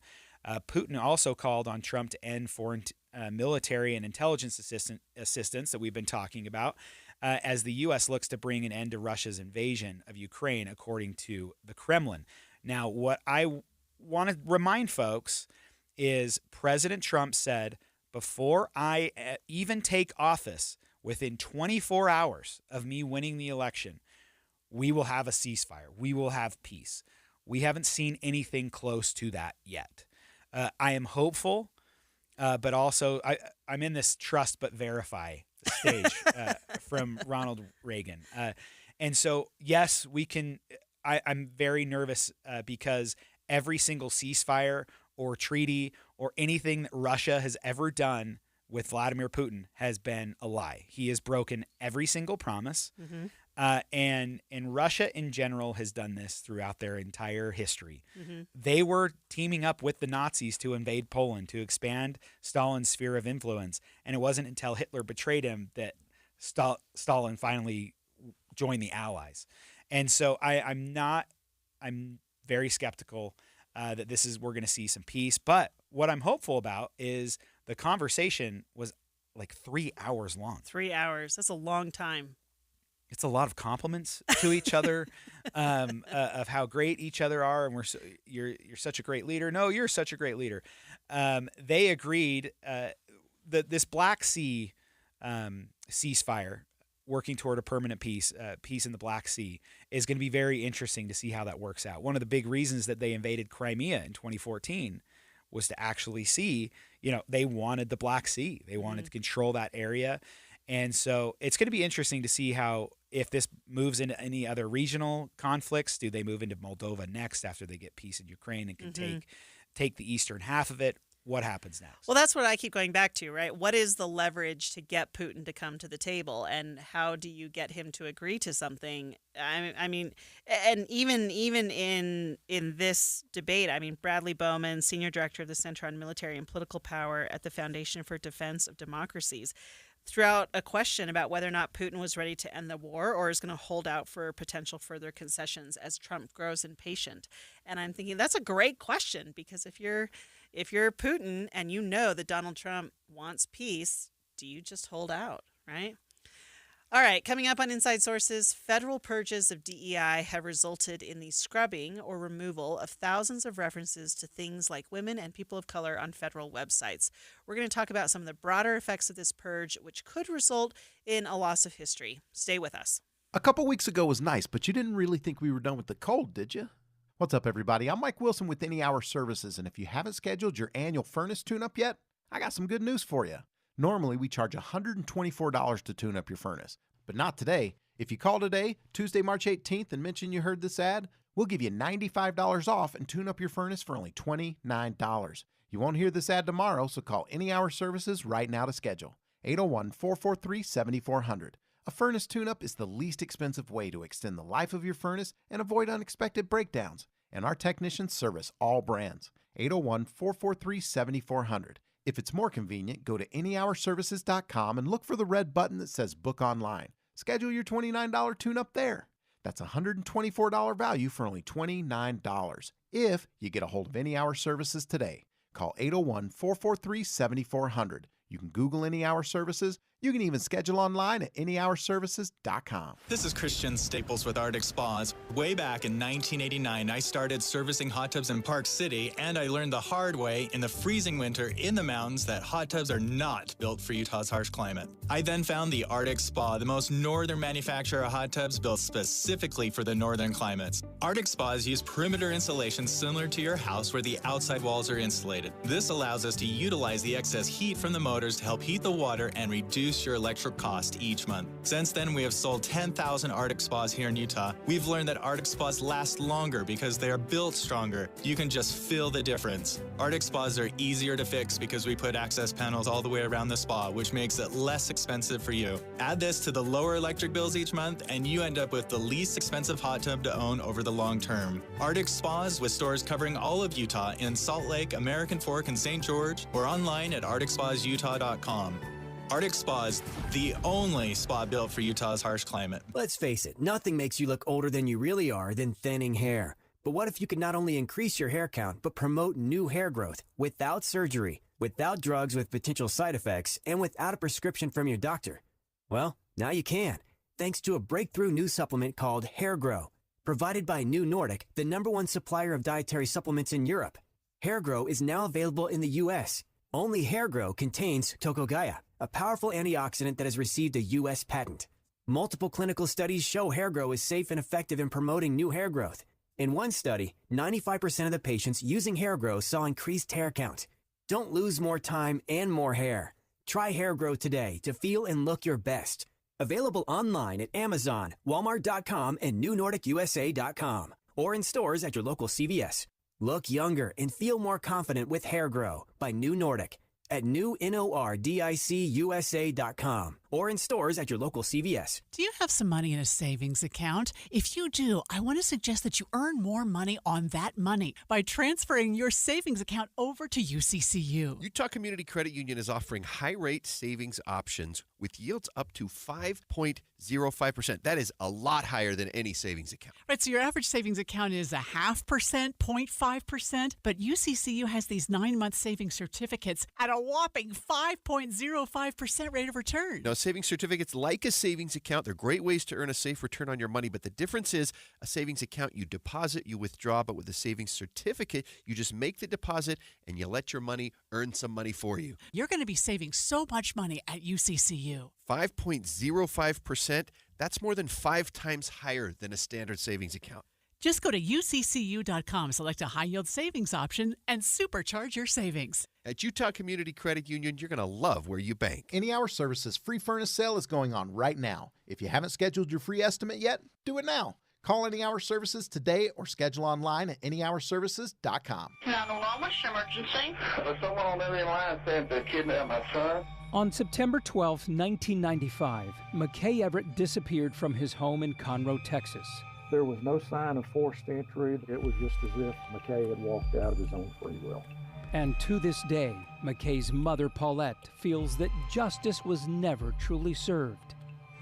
Ransom is available now. Listen at ransompodcast.com or wherever you get your podcasts. Inside Sources. Inside Sources on KSL News Radio. As the Trump administration has pushed for removal of DEI, diversity, equity, and inclusion programs and efforts, it's led to a hasty removal of thousands of pages and references to DEI on government websites. This has included the removal of some historical references to diversity in the military, and of note, the removal of pages celebrating the Navajo Code Talkers, those involved in raising the flag at Iwo Jima, and a Utahn who was the first woman to vote in the United States. So those were all gone. Here, okay, let me just get on my soapbox about this for 2 seconds, Adam. I don't really have a problem with pushing back on DEI because I do think that it's gone too far and it's causing problems in one direction. However, the whole point of DEI to begin with was to acknowledge the diversity in the country and the fact that different people and different backgrounds and different cultures contribute to the success of the United States of America. And this is a perfect example, right? The Navajo Code Talkers, I mean, I remember hearing about them in like every history class about World War II that I can remember. And it was a big thing, and we were really proud of it. And the fact that we had this whole system, this whole language buried in the United States here that nobody else knew, and it was key in and instrumental in our success, particularly in the Pacific realm here in World War II. That was a big deal, right? And I worry that the haste to move away from DEI is having negative implications in erasing legitimate, important parts of our history that we should be proud of that are not DEI measures in any way, shape, or form. They're just simply acknowledging the diversity. And diversity itself doesn't have to be a bad word, right? The way that it's used. Anyway, I could go on and on about this, but I feel like the pace at which they are trying to run away from DEI is they're just not being careful about it. And I wish they would just be a little bit more careful about it. We don't have to get rid of the Navajo Code Talkers. And look, I think you're right. I think we're talking here about rapid compliance. Yes. Where everyone is seeing an executive order go out the first day of President Trump's administration. and they're saying no more DEI. And so I remember a couple of weeks ago, I was scrolling on my phone, and I follow all the armed services on Instagram. And I follow Hill Air Force Base and the F-22 demo team. And I love that stuff. I follow F-35 demo team. And great accounts, really cool. And then they all posted the exact same thing on the same day. Oh, the National Guard did, everyone did. And it was saying, due to DEI, like following this DEI executive order, we are going to be removing some of our Instagram posts. And I was like, what are you, like, this is crazy that everyone's posting the same thing on the same day. And then we see a lot of things go away. We saw an African-American Medal of Honor winner. He was completely taken off the website because he was black. And I'm like, okay. I get DEI, like I'm a fan of getting, that's but not that's DEI. You're getting rid of him now because he's black, and Right. that's not DEI. That's racist. Right. And so I have a huge problem with that. What we were talking about during we had kind of a break. What we were talking about is, in the haste to get all this done, there's not someone going through every single website and every file. What we're thinking is happening is that you have the government contractors who are writing code saying everything online that mentions someone being black or African American or transgender or a woman, it's all just gone. Yeah. And so now when you do that and you take everything off, it now looks like we are only a country of white men. And I don't think that's the goal of getting rid of DEI. Am I wrong? No, I just kind of have to laugh. I mean, I really just, I don't know. But no, that should not be the point of getting rid of DEI. We can make valid arguments about getting rid of quotas and the danger of quotas and things like that, but also simultaneously recognize the value that diverse individuals have brought to our country. Those things don't have to be mutually exclusive. And I do think that this is one of those things that eventually we're going to see this restored. Because I don't know that that was even fully the intent of the executive order. You know, if we're right, if it's one of Elon Musk's guys, 25-year-old guys sitting in a room writing up code, then they're probably catching the net is probably too big. And that's, and I hope that gets corrected on the back end. But I wish, just in general, the Trump administration would be a little bit more methodical, a little bit more mindful about how they go about these changes, because if you go too far and have to pull back, I don't know. But that's what Elon Musk likes. I know. He always says you got to cut and cut and cut until you have to add 10% back or you didn't cut enough. And I think we're kind of seeing that play out now. Hopefully that gets fixed. But Utah Lieutenant Governor Deidre Henderson, she's also kind of jumping in on this. She's urging President Donald Trump to restore links to notable women buried at Arlington National Cemetery. And I totally get where she's coming from. I'm completely in Lieutenant Governor Henderson's camp here. She was highlighting Utahn Seraph Young Ford's significance in women's voting history. She was the very first woman. She was a Utahn. She was the very first woman to ever vote in an election. In the entire United States. That's huge. That's awesome. Should be celebrated. And it was done 50 years before the federal government granted women the right to vote with the passage of the 19th Amendment. They worked so hard, they found her grave that was dilapidated in Arlington Cemetery. She had moved away from Utah after she voted and got married. And her grave was dilapidated. Her name was spelled incorrectly. And so I believe it was even the Trump administration that invited the lieutenant governor and other women to the cemetery to say, hey, we fixed this. Like, isn't this cool? And then there's a bunch of notable women that you can find in Arlington Cemetery. And that's not the whole purpose of Arlington Cemetery. But when you go visit Arlington Cemetery, you find notable people buried there, and you go visit their graves and honor and respect them. And now that is completely being taken away. Well, what they did is they took away women from the tabs of categories of notable people that you could look for, right? And so I think, and if I understand correctly, you can still get to it on the website, but it's not listed on that homepage. It's not listed. They've removed the tag from that list on the homepage. So what we're saying now, it sounds like, I don't know if you and I both agree on this. We're saying you shouldn't be everything should be merit based. We shouldn't promote you because you're a certain race or a certain gender or identify a certain way or a member of a certain religion. And we shouldn't disqualify you for those same reasons either. Right. What we're saying as we look back, at history, is we still need to understand that they exist, and there were some women that did some pretty remarkable things under some pretty horrible circumstances. Yeah. And there were that African Americans did some amazing things in World War II, even though they were segregated and treated as less than.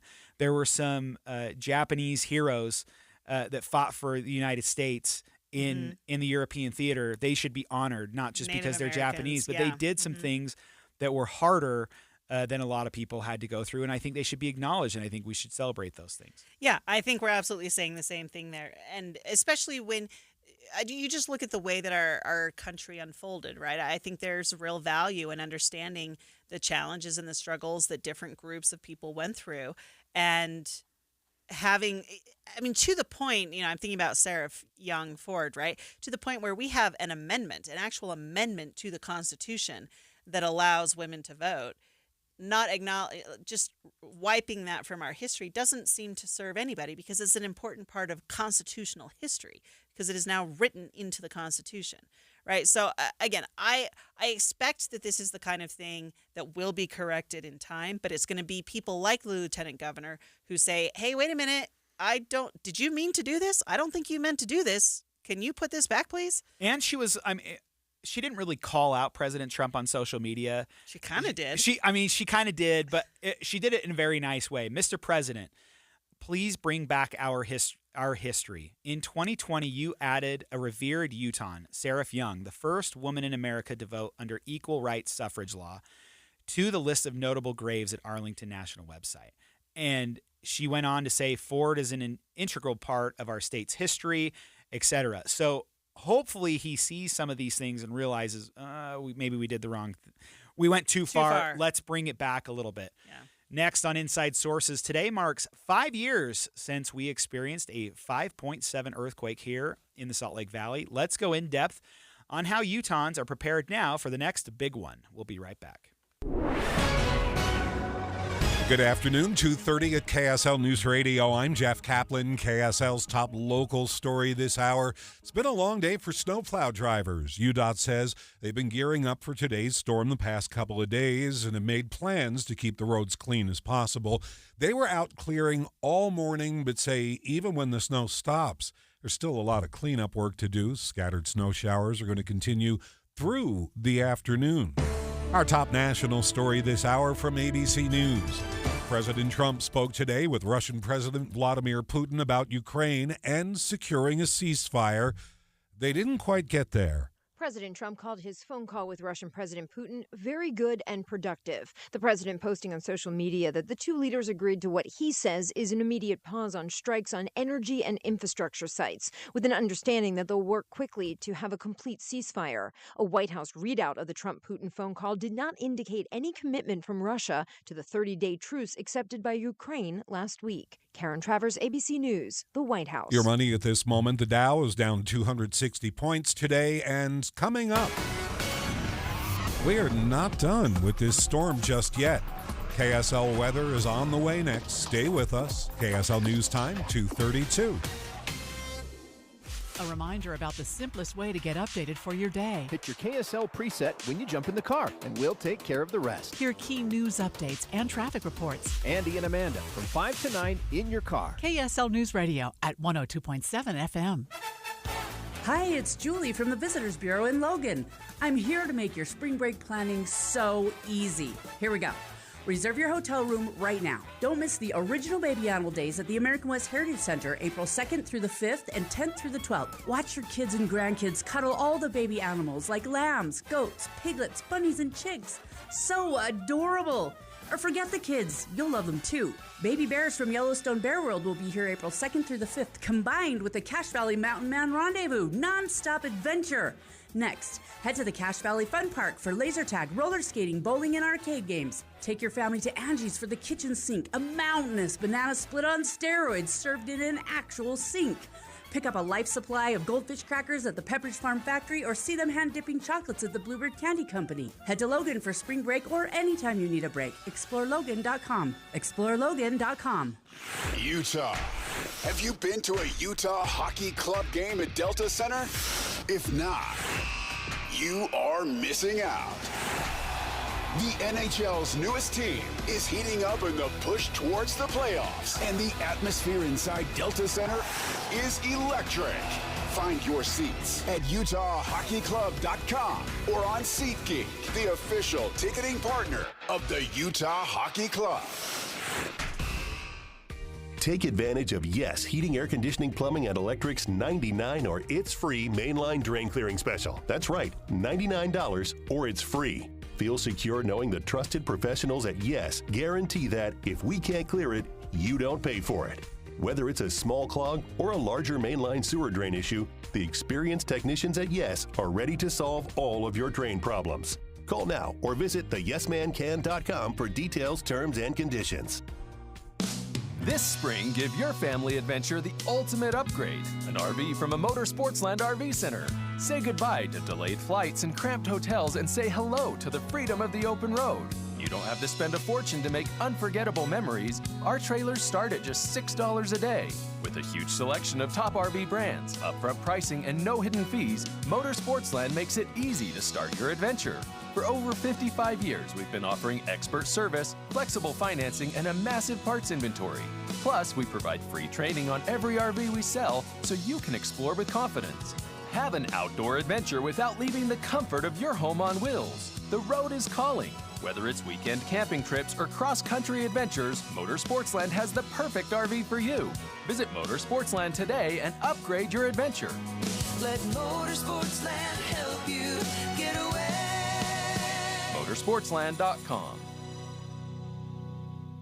Teton Stage Lines again here offers you another warm destination getaway to escape this cold Arctic winter we've been experiencing. Join us as Glenn Rawson guides us southwards towards Mesa, Arizona as we travel in our new motor coach. This trip will start in Idaho, leaving on April 14th through the 19th. This includes round-trip motor coach, 5 nights lodging, continental breakfast, and/or buffets throughout the tour. There will be time to view the south rim of the Grand Canyon, and of course the IMAX experience. Even a sunset dinner overlooking the London Bridge and Lake Havasu. You'll see the outdoor pageant, Jesus the Christ, at the Mesa Temple grounds. This 400-member cast will bring to life the birth, mission, and death of our Savior Jesus Christ. You will also have time for temple sessions in the Las Vegas and Gilbert Temple.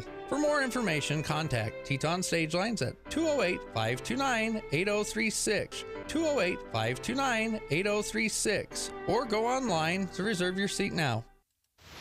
Traffic and weather together brought to you by Mountain America's low-rate auto loans. Here's Ricky Meese. We begin in Summit County where we have a crash, possible injuries causing delays, and it's affecting both north and southbound travel on SR 224 at Ute Boulevard. Now this is just south of I-80 at Kimball Junction, and you do have traffic control in place since that is in the intersection and blocking traffic. Snowfall heavy at times along I-80 and Parley's Canyon, and Little Cottonwood Canyon still closed for avalanche control. Big Cottonwood Canyon, portion of it is closed in both directions due to some slide-offs and crashes in the lower portion of Big Cottonwood. Try UTA and get more done while you ride. Games, work, books, shows. You'll be too busy to notice all the traffic you're missing. Plan your trip at rideuta.com. Ricky Meese in the KSL Traffic Center. KSL weather, some snow showers continue on and off through noon tomorrow. 26 degrees overnight, 45 the high tomorrow, and it's going to warm up from there, but right now 34. We have a little bit of sunshine in Salt Lake City. I'm Jeff Kaplan from the KSL Common Spirit Health Studios. Listen online at KSLNewsRadio.com. This is Utah's news, traffic, and weather station. Inside Sources. Inside Sources. Utah's top political experts break down the first 100 days of the new administration and discuss the day's biggest stories. Only on KSL News Radio. The COVID pandemic had just started. Adam, I'm going to ask you where you were, so I hope you can remember this. Many of us had just moved to remote work as we hoped a 2-week break. Isn't that funny? A 2-week. We were all so convinced that it would be 2 weeks of COVID. This 2-week break we hoped would slow the spread of the coronavirus. We were already on edge, and then we awoke to an earthquake. For some, it felt like it was just the world was ending. It was quite the thing, actually. While the extent of the damage wasn't as terrible as it could have been, and there was no loss of life, the tremor sparked renewed discussion on how prepared Utah was for that kind of natural disaster. Now, 5 years later, where do things stand? Okay, Adam, where were you when the earthquake hit? All right, so I was living in West Jordan. It was my previous neighborhood in West Jordan. We had just had a baby at the end of January, so we had a 1-month-old. And I remember the earthquake happened. We were both asleep. My wife and I were both asleep. Woke up, looked at each other like, this is an earthquake. And I said, I'm going to go downstairs. You get the baby. So my other 2 kids were sleeping. We had just moved them down to the basement. I think they were like 6 and 4. Okay. And so they're really young, really little. And my wife was hysterical. She's not listening to me right now. My wife was hysterical. So after I said, I'll go downstairs and get the boys, you get the baby, she grabbed me and goes, get the baby, I'll go downstairs. And I was like, the baby was right next to us. So I was like, okay, done. So I picked the baby up out of the crib, still totally asleep. And we ran downstairs and got our kids, who were hysterical. And we brought them upstairs, and I think there were maybe a little aftershock. We got under the kitchen table and just waited for it to be done. So I do remember where I was. I remember how crazy it was. It was, and the whole COVID thing. Like, this was right when everything locked down, was in March, right? Yeah. So everything was locked down. 2 weeks to slow the spread. Man, were we stupid. So anyway, it was just kind of fun. That's my memories of it. And we were calling our family, checking in. I have family all up and down the Wasatch Front, so we were seeing who got the worst of it. It seemed like we got the worst of it. Yeah, you probably did in West Jordan. West Jordan. But I was glad my 1970s house, it stood up. We had no damage. Nothing fell over, and we lucked out. Everyone in Utah lucked out. Well, so here's mine. So I live in a house that was built in the 1940s, and I had just moved in at the beginning of December. Had just moved into my house. First-time home buyer, had never owned a house before. And I had a roommate who was renting out my basement, and she had taken off on a 3-week trip to Bali. So she wasn't even in the country when this hit. And the earthquake hit. I woke up, and I'm thinking, what is going on? Why am I shaking? Realized it was an earthquake, and then thought, oh, no. I don't know what to do. I just moved into my house. Aren't there things with gas lines and water? Where is my gas line? Where is my water? No idea, right? Because I'm still brand new in this house. So then I'm running around my house trying to figure out where my gas line is, where the water line is. Are they busted? Is everything okay? I'm looking up YouTube videos to try and figure out how to tell if something's a problem. And but everything in my house was fine. I live in Mill Creek, and we felt it, but it wasn't really that bad, and no damage to my house. Everything, I don't even think anything. I think some books on a bookshelf in my basement fell over, and that was it. That's lucky. I know, and everything else was fine. And so once I got kind of figured out everything was okay, a few minutes later there's a knock on my door, and on my street we have kind of a self-appointed block captain who kind of looks after us and takes care of us. And so he was running around from house to house, making sure that everybody was okay and that, everything was okay. And so that was my experience with the earthquake. And then I think it was that weekend, the next weekend, my water heater went out and COVID had hit. And I was like, how do I get a water heater when COVID hit? Anyway, it all worked out. It was fine, but it was a lot of learning how to deal with my house very quickly. Well, and you bring up a good point, that you had a self-appointed neighborhood block captain. Mm-hmm. Right after this happened, my local church congregation got very we have been slacking in our emergency preparedness. And so I remember I got, in addition to one of my responsibilities in church, got tasked with being emergency preparedness coordinator, of which I had no experience. Yeah. So I remember we had come up with this system, gave every family in the neighborhoods like a red and a green slip for their door, something you could hang on your door handle if there's ever a disaster or an earthquake. Again, you can have that. It's pretty small, a small door hanger. You keep it in a closet or something close, just easily accessible. And then if anything happened, you could just put that on your door. Hey, we're okay. Green light, we're fine. Or red, we got an injury or something's going on. Or if you didn't see it, then they would know to check on that house. And neighbors, we had neighborhood block captains. And so we got like really good. Everyone was like in tune with it because you learn as a kid. I remember watching these documentaries in 7th grade with Martin Sheen. And he was, the next big earthquake is going to happen in Salt Lake City, and we need to be ready. And I'm like, I'm terrified. Yeah. And so we had this one, and everyone's like, okay, it's really coming. And then 5 years later, we don't really do the emergency preparedness stuff. We finally go back into this lull. Well, wasn't it in part because of that earthquake that they started doing the remodel of the Salt Lake Temple? I think. Oh yeah. Because they'd uncovered some seismic issues with the temple, and it was after that they started doing the renovations there. Well, I mean, part of the reason we're talking about this is because as part of the anniversary for this, a group called Envision Utah did a survey about people's attitudes towards the warning that Utah is long overdue for a major earthquake hitting the area, and a lot of people were just not that worried about it. I think that's really the gist that I got from looking at this. They said Utahns are more concerned about the immediate short-term effects rather than long-term damage to the economy or infrastructure. Many Utahns, this was an interesting one to me, especially in a state where we do have a lot of reminders, both ecclesiastical and otherwise, to be prepared for this. They found that many Utahns place a significant amount of responsibility on state and local governments to prepare the state for a major earthquake and feel that more action is needed from the government.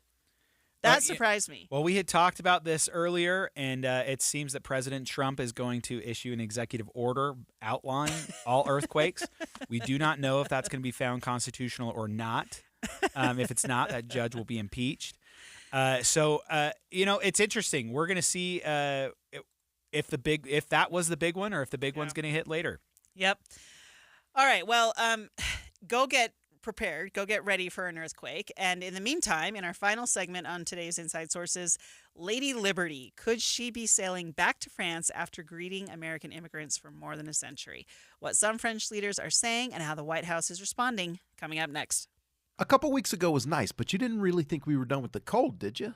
What's up, everybody? I'm Mike Wilson with Any Hour Services, and if you haven't scheduled your annual furnace tune-up yet, I got some good news for you. Normally, we charge $124 to tune up your furnace, but not today. If you call today, Tuesday, March 18th, and mention you heard this ad, we'll give you $95 off and tune up your furnace for only $29. You won't hear this ad tomorrow, so call Any Hour Services right now to schedule. 801-443-7400. A furnace tune-up is the least expensive way to extend the life of your furnace and avoid unexpected breakdowns. And our technicians service all brands. 801-443-7400. If it's more convenient, go to anyhourservices.com and look for the red button that says Book Online. Schedule your $29 tune-up there. That's a $124 value for only $29. If you get a hold of Any Hour Services today, call 801-443-7400. You can Google Any Hour Services. You can even schedule online at anyhourservices.com. Did you know colon cancer can be detected early or prevented through regular screening? I have detected Around Earth is the greatest lie ever. Okay, Roger. My uncle just passed away and I inherited his cockatoo, Roger. He was a member of the Flat Earth Society, so Roger picked up on some of his rhetoric. Anyway, screening, such as a colonoscopy. Screen these! Screen these! Roger that, Roger. Moving on. Colonoscopies can detect early-stage colon or rectal cancer or even polyps, which are abnormal growths that can turn into cancer over time. I'm a Flat Earth walker. Come on, Roger. What did I do to my uncle to deserve you? You don't get to choose what you inherit, just like colon cancer. Unlike Roger here, I believe in science. And science says that if colon cancer runs in your family, you're more likely to develop it yourself. Talk to your doctor about when you should start screening. Find out more at coloncancercoalition.org. A message from the Colon Cancer Coalition. Tim Jr. here from RGS Exteriors. And did you know that we get a bunch of service calls per year from people who didn't even hire us?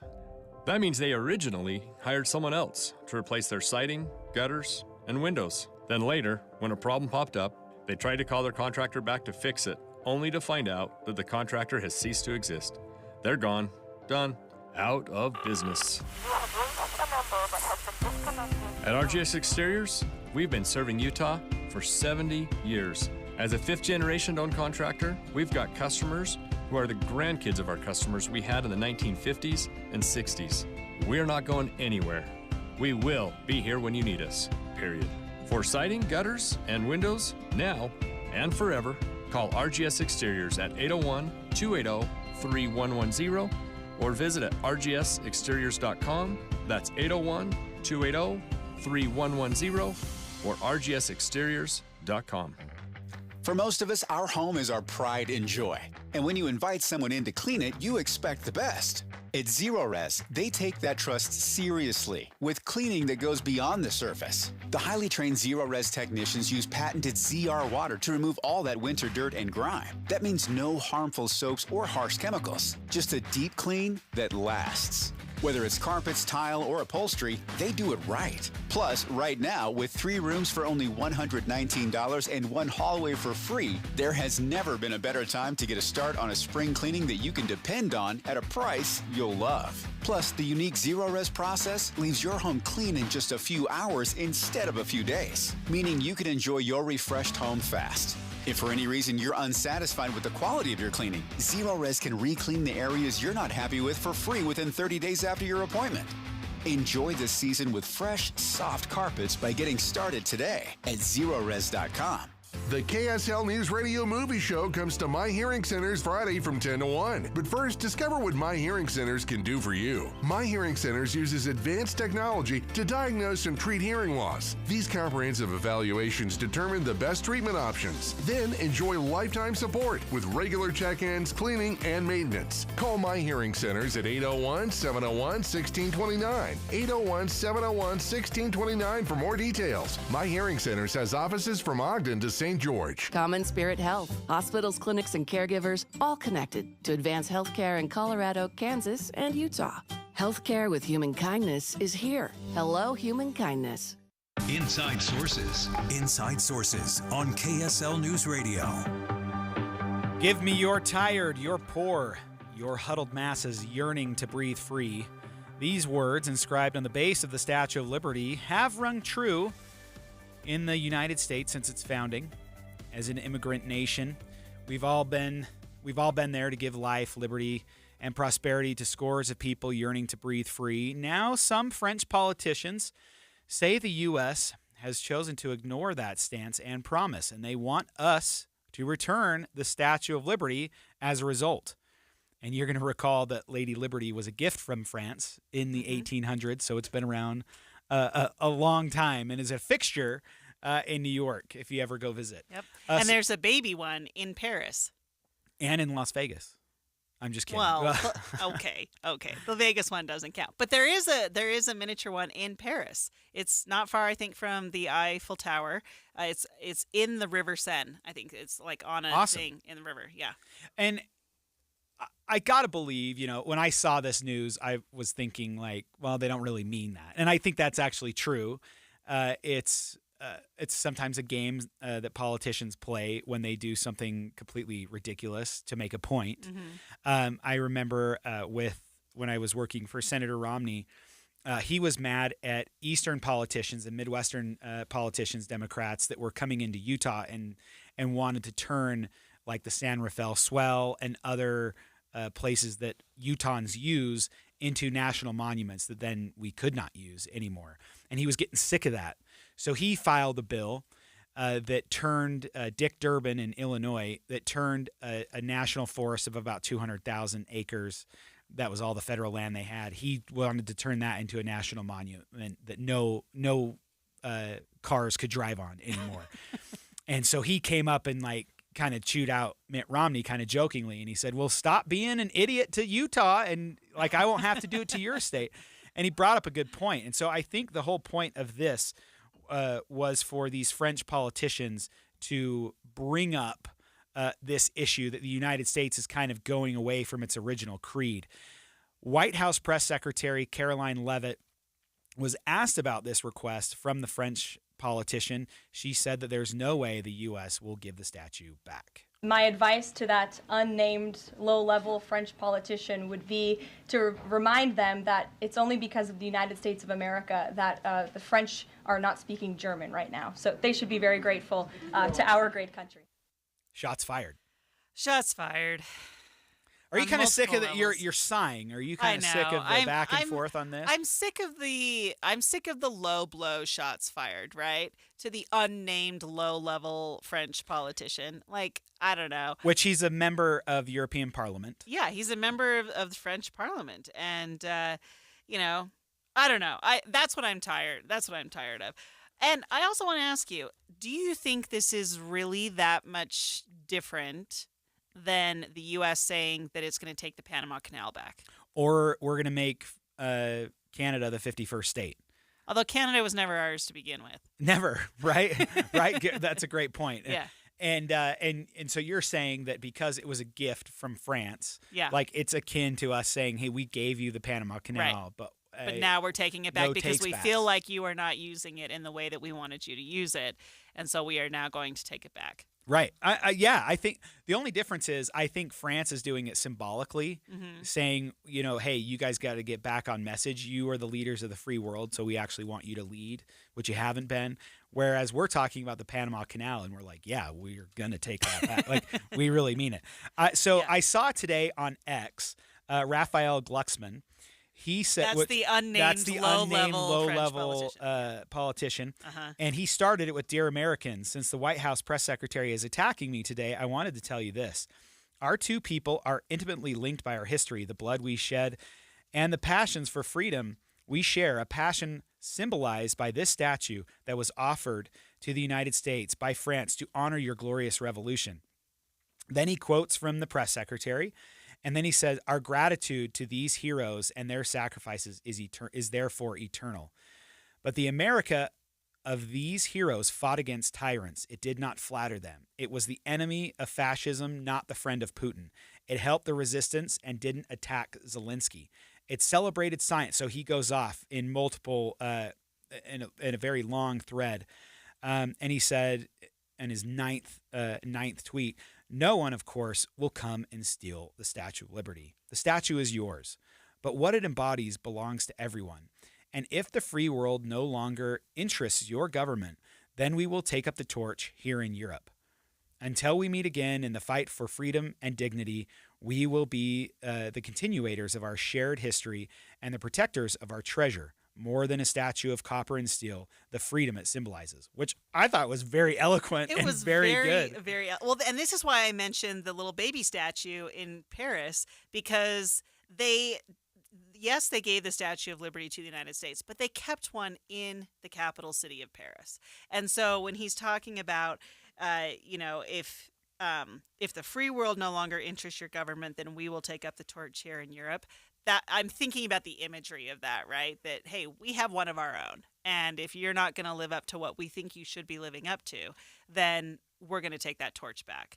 Now, this is I believe a socialist member, a far left member of the French Parliament. Yes, that's accurate. Right. So this is also interesting because it's kind of pitting Emmanuel Macron it's putting him in an interesting corner where he now has members of his own parliament going after the United States of America, but he's trying to stay on Trump's good side while we're working through everything that's happening with Ukraine. And we're also seeing these movements in Europe that are actually moving farther to the right while people are dealing with their own immigration issues and their own concerns. And I don't know. So the dynamics of all of this are very interesting. Macron, you bring up a really good point. He's been able to kind of thread this needle pretty well, where he gives the puffery that President Trump likes and enjoys, and he can talk him up, talk a big game in front of Donald Trump, which he appreciates, and that's the kind of the language he speaks. But Macron has also said, we are totally fine with sending peacekeepers to Ukraine, and we don't need Russia's permission. You didn't ask for permission when you went into Ukraine. Yeah. So anyway, so he's also inserting himself, and it seems like on behalf of Europe, not just France, but he's kind of speaking for Europe, where most European leaders are saying, hey, we don't agree with America anymore. They were kind of the leaders on this, but they're backing away, so we're going to have to step up.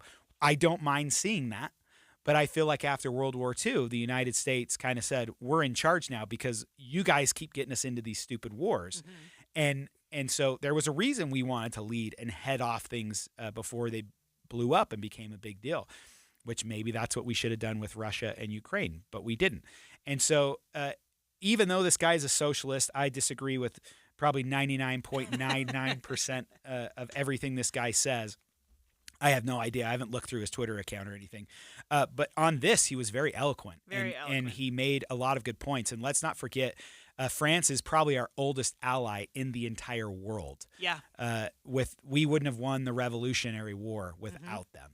That's right. And that's pretty incredible. And yeah, we stepped up and we saved their bacon during World War II. But it's interesting to see how this is kind of devolved. Yeah, I wonder. I'm sorry. Now I'm thinking about Hamilton and Lafayette, and you got me headed down that train, Adam. But anyway, yes, this will be interesting to see where this goes. Not the Statue of Liberty, that's not going anywhere, but our relationship with Europe. And hopefully this is the end of this tit for tat that we're going to see between us and... Oh, that's way too hopeful. I am being hopeful. Way too hopeful. But we'll see how this plays out. Thanks so much for being with us today. Aaron Ryder will be back tomorrow with Taylor Morgan for a brand new Inside Sources beginning at 1 p.m. And we're lucky that we're in studio right now with Jeff Kaplan, and we're going to hear his afternoon news.